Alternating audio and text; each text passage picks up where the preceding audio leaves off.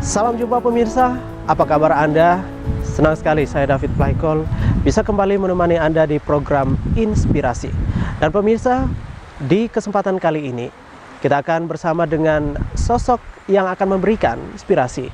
Dia adalah seorang polisi dan juga seorang penulis novel. Siapakah dia? Pemirsa, ikuti program Inspirasi bersama Simon Junion Buang Sine atau yang biasa disapa Buang Sine.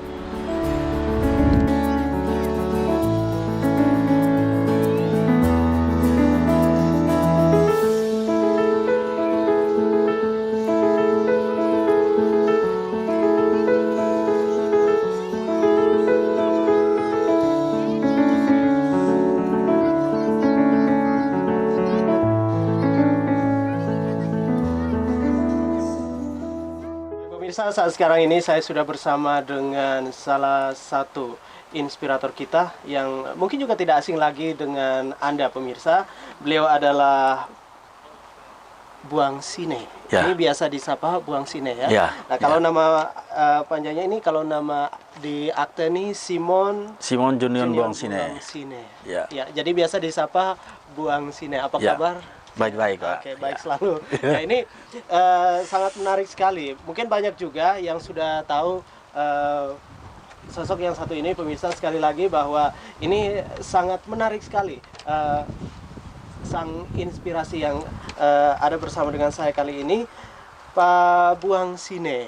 Ya. Nah, ini kita juga mau tahu, pemirsa juga mau tahu siapa Buang Sine, masa kecilnya. Ya. Masa kecil saya tinggal di asrama tentara Konino. Saya lahir di Losben Timur, dekat bioskop Raya, Kupang. Ya. Bapak saya tentara dan sekarang sudah pensiun. Nah, nama Buang Sine itu ada ceritanya juga. Jadi nama lengkap saya Simon Junion Buang Sine. Simon adalah nama kakek saya. Oke. Kakek saya. Kemudian Junion. Junion itu bulan. Saya lahir bulan Juni. Kemudian Buang itu saya waktu itu sakit-sakit, atau tiga orang kakak saya meninggal dunia, sehingga saya dijual di orang dan namanya Buang. Gitu mungkin sejarah nama saya. Oh, jadi Ya. Pak Buang Sine ini dari 3 bersaudara ya? Ya, 3 bersaudara. Ceritanya sekarang ini tunggal. Sekarang setelah itu ada adik 2 lagi, jadi kami 6. 3 almarhum, 3 yang masih ada sekarang. Oke. Ya. Baik, nah ini kita juga mau tahu Buang Sine waktu masih kecil seperti apa pendidikannya? Oke, saya pendidikannya umur 4 tahun saya masuk SDG MIT Konino 3 Kupang. 4 tahun. Ya. Waktu itu sebenarnya belum bisa masuk SD, tapi karena saya di rumah mungkin mengganggu orang tua mama saya, sehingga bapak saya yang tentara itu ke sekolah untuk titip saya di sana. Ternyata dalam perjalanannya baik-baik saja. Saya bisa lulus dengan baik tanpa tetan. Kemudian saya masuk ke SMP Negeri 1 Kupang. Di sana kemudian saya daftar di SMA Negeri 1 tapi tidak lulus. Saya daftar lagi di SMA Kristen Bantuan Kupang.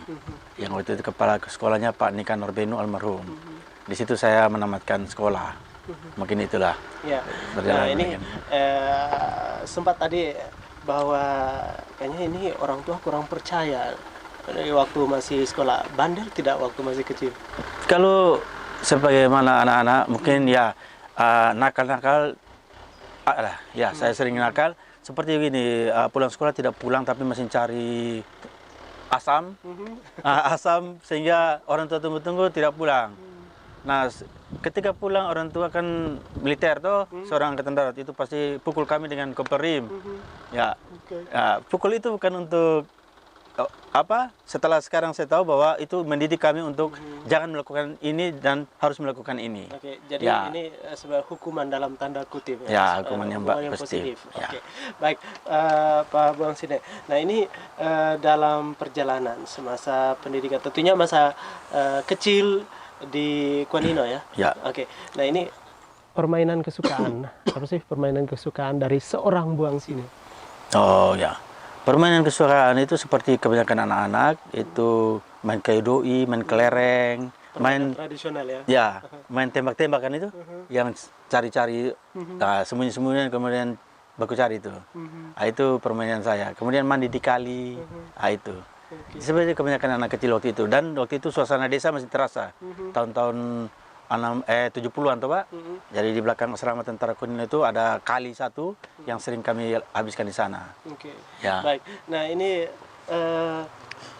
suka bikin usil tidak dengan teman-teman? Waktu masih sekolah mungkin atau dalam bermain mungkin di lingkungan sekitar? Oh ya. Kalau saya lebih banyak pendiam anaknya di sekolah. Tapi usil juga. Kadang-kadang kita dan teman-teman mengganggu teman saya yang mungkin namanya lucu-lucu begitu, kita presetkan namanya dan olok-olok dia. Mungkin itu yang kenakalan saya. Ya. Sempat ke bawah tidak ke orang tua? Ada yang mengadu, mungkin orang tua mengadu ke orang tua dari Pak Buang sini? Oh tidak. Tidak ada. Ya. Oke, jadi selama perjalanan masa kecil tidak bandel ya, tidak membuat susah orang tua. Bandel itu hanya saya kadang-kadang pulang mandi kali, celana hilang, baju hilang, itu orang tua pukul. Ya. Apa sih yang masa kecil yang paling seorang Buang Sine itu kangen sampai sekarang mungkin, teringat sampai sekarang? Masa kecil yang paling saya ingat itu waktu mungkin di rumah mungkin. Ya, kalau di rumah itu saya dengar cerita orang tua. Ya, kalau malam itu mama saya kalau tidur dia cerita, mama saya itu sering cerita sejarah nabi-nabi agama, mulai dari perjanjian baru, ya itu sering diceritakan kepada saya dan sampai saya tertidur. Itu yang kesan yang paling mendalam untuk saya waktu masih kecil. Ya. Nah ini dari masa kecil sampai sekarang, yang juga pesan mungkin dari orang tua yang tidak pernah dilupakan, jadi pegangan sampai sekarang. Orang tua berpesan kepada saya agar hidup menjadi orang yang baik, anak yang baik, jangan mencuri. Nah itu. Kalau dalam hidup jangan mencuri. Kalau mau minta apa-apa, minta kepada orang tua. Tapi jangan coba-coba mencuri. Itu yang diterapkan kepada kami. Kemudian harus rajin ke sekolah minggu agar nilai-nilai rohani kita bisa serap dari sekolah minggu. Dan itu ya. Jadi terus waktu di sekolah, mungkin ini di SD dulu. Ya. Pelajaran favorit mungkin. Ya. Pelajaran favorit saya waktu di SD itu menggambar. Menggambar, melukis itu saya paling suka. Ya. Kemudian pelajaran kesenian juga. Bahasa Indonesia kan kadang-kadang membuat cerita, itu saya senang juga. Ya. Nah, lalu kalau di SMP? SMP tetap menggambar. Tetap menggambar juga? Iya, tetap menggambar. Berarti ini sampai sekarang ya? Iya, sampai sekarang. Oh iya. Nah, kalau cita-cita waktu masih kecil itu apa Pak Buang? Sebenarnya cita-cita saya pertama tuh sebagai seniman. Ingin jadi seniman karena waktu itu SMP saya sudah lihat ada sekolah IKJ namanya. Itu kesenian Jakarta. Saya ingin ke sana.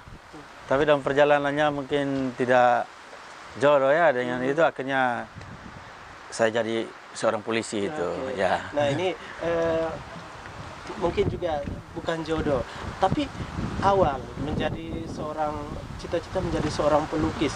Seorang pelukis itu pelaku seni. Nah ini pelaku seni sangat-sangat bagus sekali. Kenapa tidak digali terus untuk bisa nanti menghasilkan ya? Tentu itu menghasilkan juga. Nah ini kenapa tidak digali? Ya.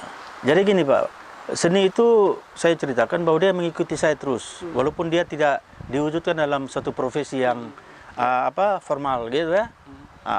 Jadi waktu saya SD kelas 4 saya sudah ikut lomba melukis untuk dikirim ke Jepang.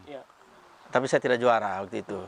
Ya, kemudian SMP saya juara 2 lomba melukis ketika Hari Reformasi waktu itu di Stadion Merdeka. Nah, kemudian dalam perjalanannya waktu SMA saya tetap menggambar tapi tidak ada event-event melukis. Akhirnya saya tes polisi dan lulus. Di sana vakum.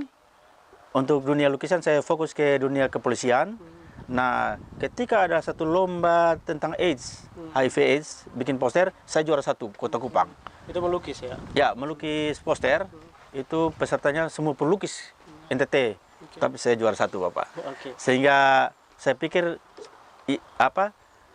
kegemaran saya dari SD, SMP dan SMA itu mengikuti dan itu berprestasi semua. Ada prestasinya. Oke. Ya. Baik. Nah, ini juga satu peningkatan yang positif tentunya tidak meninggalkan Ya. bakat seni itu ya, untuk menggambar dan sampai untuk masuk ke polisi. Nah, ini mungkin juga bukan cita-cita. Ya. Boleh diceritakan? Ya. Sebenarnya polisi juga cita-cita. Cita-cita sebagai profis. Itu kalau untuk menjadi seorang polisi, cita-cita menjadi seorang polisi. Ya. Ini di SMA atau di mana nih? Waktu saya masih SMA. SMA saya sering nonton film yang namanya Starkey and Hutch, kemudian Baretta, kemudian Hunter. Hunter. Saya paling hobi film-film itu dan saya lihat ada kesan mengurai suatu misteri. Karena melukis juga menciptakan sesuatu yang tidak ada menjadi ada. Nah, saya lihat film-film itu sangat menarik saya dan saya ingin melakukan seperti yang di film itu. Starkey and Hutch, Baretta dan Hunter. Ada film Hunter waktu tahun-tahun itu menjadi booming di TVRI waktu itu.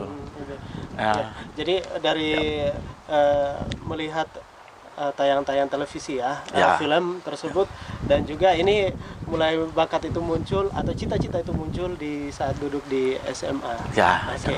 Baik, ini sangat menarik sekali. Nanti saya juga mau tanya nih, apa sih yang dilakukan di kepolisian tentunya, suka dukanya masuk ke polisi. Oke. Ya, bisa Pak. Oke. Ya. Tanya lagi ya. Ya, bisa. Iya. Justru itu lebih menarik nanti. Ya, ini oke. Saya mau tahu juga, dan juga kita mau tahu dari pelukis lalu masuk ke Polri, Ya. masuk terjun ke Polri. Nah, ini mungkin bisa diceritakan awal mula masuk ke kepolisian. Oke. Waktu awal mula saya masuk polisi itu, saya sebenarnya ikut teman saya yang punya fisik bagus-bagus. Karena waktu itu saya agak kecil. Jadi merasa seperti tidak percaya diri. Tapi saya tidak mungkin masuk situ. Terus teman yang mau daftar ini di Polri waktu itu, mereka yang sebenarnya mau daftar asli. Mau daftar. Saya hanya menampingi mereka saja. Tapi waktu itu saya dikasih formulir juga oleh panitia, saya ambil saja. Kemudian saya pulang, saya kasih tahu mama saya. Mama saya, oke, ikut saja, tidak apa-apa. Itu saya sudah tamat SMA. Nah, saya isi formulir dan saya kirim. Ternyata saya yang lulus. Teman yang sebenarnya mau tes itu dia yang tidak lulus. Oke. Ya. Baik. Oke, baik, ini sangat menarik sekali. Kita mau tahu juga karir di kepolisian tentunya dari seorang Buang Sine. Tapi kita break sebentar, pemirsa, tetap bersama kami di Inspirasi.